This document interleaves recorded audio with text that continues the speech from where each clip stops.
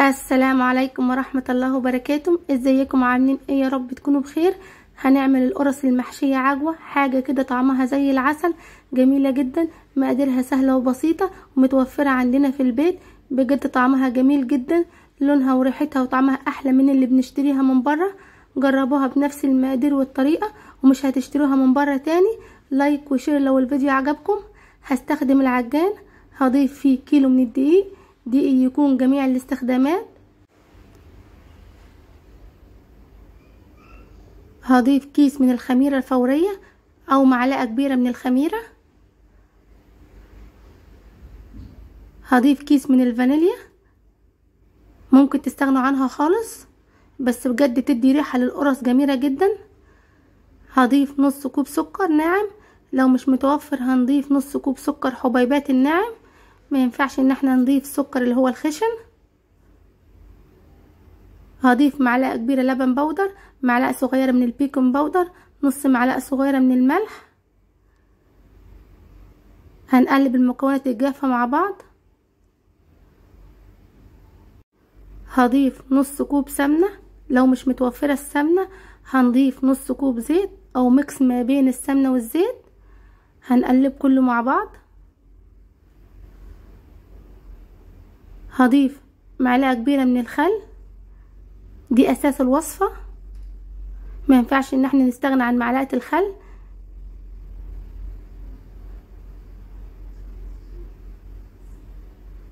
هضيف 2 كوب من المية الدافية.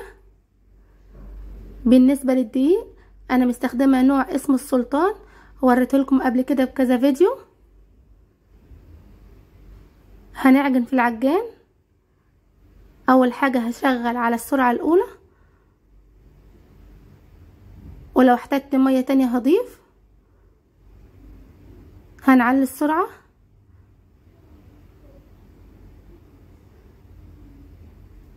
هوريكم دلوقتي قوام العجينة، هنشوف اذا كان محتاج مية تاني ولا لا. دي شكل العجينة، لسه محتاجة مية. هضيف دلوقتي ربع كوب من المية الدافية، يبقى كيلو دقيق خد معانا 2 كوب وربع من المية الدافية. وهنعجن لحد ما نوصل لقوام العجين اللي حضراتكم هتشوفوه. لو مش متوفر العجان هنعجن بايدينا، بس اهم حاجة هنعجن كويس جدا لحد ما نوصل لقوام العجينة اللي حضراتكم هتشوفوه دلوقتي. بس بجد العجان بيسهل علينا العجن، وبصراحة بيطلع العجين جميل جدا. زي ما انتم شايفين قوام العجينة عامل ازاي، طري جدا، ملمس العجينة طري مش بتلزق خالص. هو ده القوام اللي انا عايزاه. شايفين العجينة مش بتلزق خالص، طرية جدا، ملمسها طري. هلم العجينة وهحطها في البولة وهغطيها وهسيبها لحد ما تخمر. عندي نص كيلو من العجوة، ضفت عليها معلقتين كبار من السمنة، اي نوع سمنة عندكم. هضيف عليها معلقة كبيرة من السمسم الني، ممكن تستغنى عن الخطوة دي خالص، بس بجد السمسم مع العجوة بيدي طعم جميل جدا. واهم حاجة معلقتين الكبار بتوع السمنة. هنقلب السمنة مع السمسم مع العجوة كويس جدا لحد ما تطرى معانا.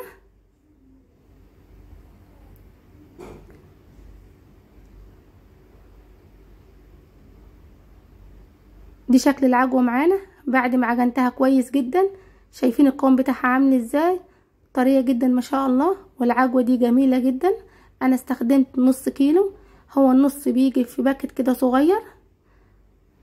هنكور بالشكل اللي انتوا شايفينه ده على قد الحجم القرص اللي انا هعملها. العجوة دي جميلة جدا وريحتها بصراحة جميلة ما شاء الله. انا بكور بالحجم اللي انتوا شايفينه ده. ما تنسوش لو الفيديو عجبكم لايك وشير، لان بجد الفيديو تعبني جدا على بال ما صورته وخلصته. انا هكور الكمية كلها بنفس الطريقة زي ما حضراتكم شفتوا. اهم حاجة تكون حجم العجوة اقل من العجينة زي ما حضراتكم هتشوفوا. انا كورت كمية العجوة كلها بنفس الطريقة زي ما انتوا شفتوا. اهم حاجة ان احنا نغطيها علشان ما تنشفش مننا.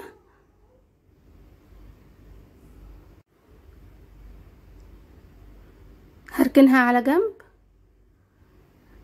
عندي العجينه بعد ما اختمرت ما شاء الله ما خدتش اي وقت معانا خالص، لان الجو حار، وفي نفس الوقت نوع الخميره اللي انا بستخدمه جميل جدا ما شاء الله، بيخلي كل المعجنات تختمر بكل سهوله.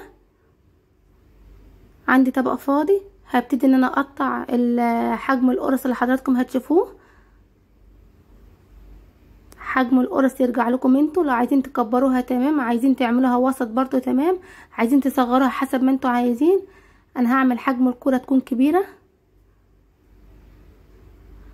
انا بقطع بالحجم اللي حضراتكم شايفينه ده.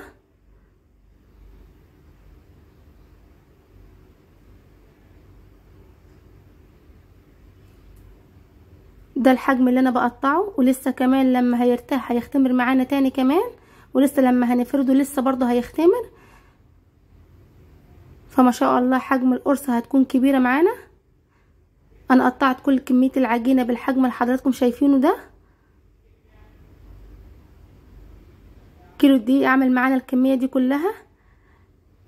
هغطيها، اهم حاجة ان احنا نغطي العجين علشان الوش بتاعه ما ينشفش مننا. هنغطي العجينة كويس علشان ما تنشفش مننا زي ما انا قلت لكم. هنبتدي دلوقتي ان احنا نشتغل. عندي صاج دهناه دهنة بسيطة من الزيت. هاخد قطعة من العجينة وهقلبها على الناحية التانية وهنفرد. شايفين العجينة بتتفرد معايا بكل سهولة ازاي، لان العجينة ما شاء الله جميلة جدا. وهجيب قطعة من العجوة، اهم حاجة تكون قطعة العجوة اقل من العجينة زي ما انتم شايفين، وهنقفل بالشكل اللي حضراتكم شايفينه ده. اهم حاجة ان احنا نقفل كويس جدا من تحت، علشان لو ما قفلناش العجوة هتنشف مننا وهتتحرق. هنفرد بحجم القرصة اللي انتوا عايزينه. عندي السكينة، اهم حاجة السكينة تكون مشرشرة. هعمل 3 فتحات من فوق، بجد بيدي شكل القرصة جميل جدا ما شاء الله. ده شكلها معانا اهو ما شاء الله جميلة جدا، والعجينة تحفة. اهم حاجة ان احنا نسيب مسافة بين الاولى والتانية علشان لسه الحجم القرص هيرتفع معانا. هنقلب العجينة وهنفرد، وهفرد قطعة العجوة تكون اقل من العجينة زي ما انتم شايفين، علشان لما نقفل، والتقفيل زي ما حضراتكم شايفين طبعا مفيش اسهل من كده ولا اسرع من كده.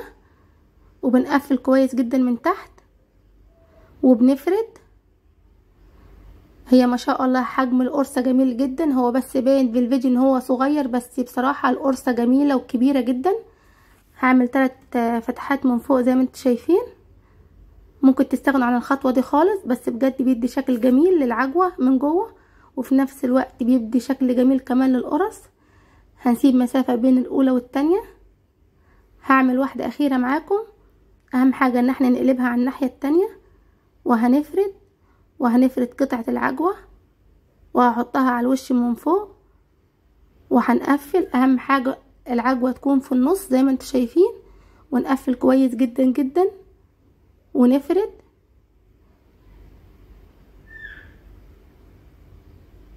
وهعمل 3 فتحات في الوش من فوق، ممكن تعملوا 2، ممكن تعملوا واحدة بس حسب ما انتوا عايزين.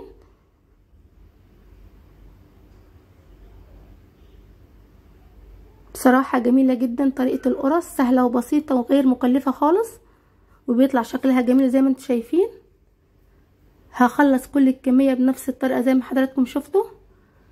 انا خلصت كل الكمية زي ما حضراتكم شفتوا.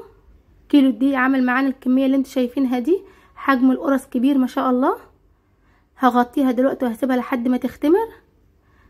انا سبت القرص لحد ما اختمرت وارتفعت حجمها. عندي صفار بيضة، هضيف معلقة كبيرة من الخل وكيس من الفانيليا. ده اللي هدهن بيه وش القرص زي ما حضراتكم هتشوفوا. هنقلب كله مع بعضه، وهدهن وش القرص من فوق زي ما انتم شايفين. لو مش متوفر عندكم صفار البيض هنجيب شوية من اللبن وهضيف عليه كيس من الفانيليا. بدهن القرص كويس جدا جدا زي ما انتم شايفين. لو مش عايزين تدهنوا برضه براحتكم، بيطلع برضه القرص جميلة ما شاء الله. بس بجد صفار البيض بيدي لون اجمل للقرص زي ما حضراتكم هتشوفوه ان شاء الله في اخر الفيديو. ما تنسونوش بقى لايك وشير للفيديو، لان بجد تعبت فيه جدا والله العظيم. انا دهنت كل القرص بالشكل اللي حضراتكم شفتوه. عندي شويه من السمسم، اهم حاجه السمسم يكون ني، ده اختياري ممكن تستغنوا عنه خالص، بس بجد بيدي شكل جميل للقرص وفي نفس الوقت بيدي طعم اجمل. انا هرش على وش القرص كلها سمسم زي ما حضراتكم شفتوا. هدخلهم الفرن دلوقتي. انا شغلت الفرن تسخن لمدة 10 دقايق وبعدين دخلت القرص. اهم حاجة النار تكون من فوق ومن تحت تكون هادية خالص. ده شكل القرص ما شاء الله بعد ما سويتها وخرجتها من الفرن. اهم حاجة بعد ما بنخرج اي معجنات هنغطيها على طول علشان تفضل طرية معانا. ده شكل القرص معانا جميلة جدا ما شاء الله، وما خدتش اي وقت معانا خالص في الفرن زي ما حضراتكم شفتوا. شايفين شكل القرص عامل ازاي؟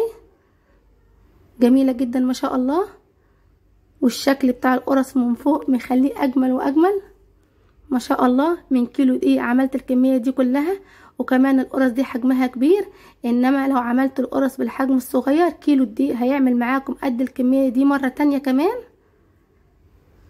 ده شكل القرص معانا طرية جدا هشة جدا مستوية، واخدة اللون من فوق ومن تحت.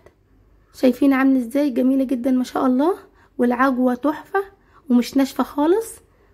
شايفين القرصة عاملة ازاي؟ واللون بتاعها من فوق ومن تحت طرية جدا وهشة جدا ومستوية زي ما انتم شايفين، واخدة اللون الجميل اللي حضراتكم شايفينه ده. جربوها بنفس الطريقة والمقادير وان شاء الله هتعجبكم ومش هتبطلوا تعملوها تاني. وبكده فيديو النهاردة يكون خلص معانا. لو عجبكم فيديو النهاردة ما تنسوش اللايك والشير، والسلام عليكم ورحمة الله وبركاته.